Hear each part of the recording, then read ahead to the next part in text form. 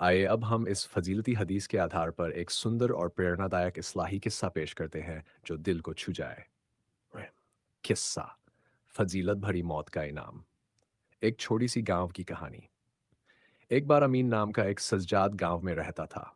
उसकी उम्र लगभग 100 वर्ष थी और उसने जिंदगी में बहुत नेकियां की थीं।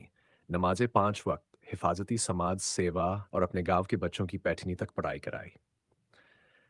अमीन साहब का नेकियां बनी रहें। वक्त की दस्तक। एक रोज जुमे का दिन आया। अमीन साहब पूरे दिल से याद रब में मगन थे। खास नमाज अदा की, सूरह अल कहफ का वजीफा किया और दिलोद जुमा का अचानक हुआ असर महसूस हुआ।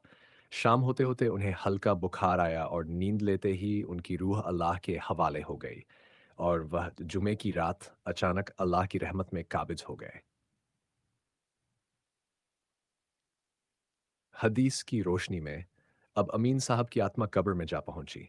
वहां उसे पूछा गया, उसका मुताला क्या था? क्या उसने नमाज पहचानी? क्या वह ईमान से बढ़े? लेकिन अल्लाह की रहमत पहले ही उसे सजदा अदा कर चुकी थी क्योंकि उसने उम्र की रात में दुनिया से इदारा लिया।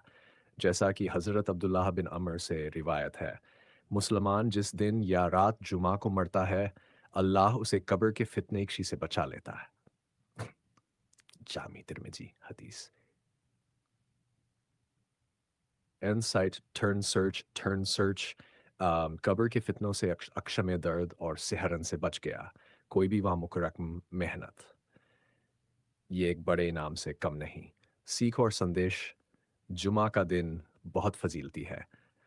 अगर किसी मुमिन को इसी दिन मरने का सौभाग्य मिले तो ये उसकी आखिरी खैरात साबित हो सकता है। इबादत से जुड़ा रहना, खासकर जुमे की नमाज, सूरह अल कहफ की तिलावत और ज़कात खैरी इंसान को इस दुनिया और आखिरत में सराबोर कर देती है। उम्मीद की किरण यह है, मरना कोई डरावना मामला नहीं अगर हम अल्लाह की राह में ज़िंदगी बिताएं। खासकर जुमा की ये खासियत हमें प्रेरित करती है कि अपने चलने का अंदाज नेक हो। जुमे के दिन और उसकी रात में इबादत ज़्यादा करें। तिलावत, दुआ, दुरूद शरीफ। अल्लाह से दुआ करें कि उन्हें भी जुमे की रात ऐसी मौत नसीब हो जिसमें कब्र के परीक्षण से बचाया जाए। हमेशा अल्लाह की रहमत और ज़हन तवादु के साथ जीवन गुजारे दुआ करें कि अल्लाह ताला हम सबको ऐसे नेक जीवन और एहतिमाम मौत अता करें ताकि हम जुमा की उस फजीलती मौत पर मजबूत ईमान के साथ तैयार रहें।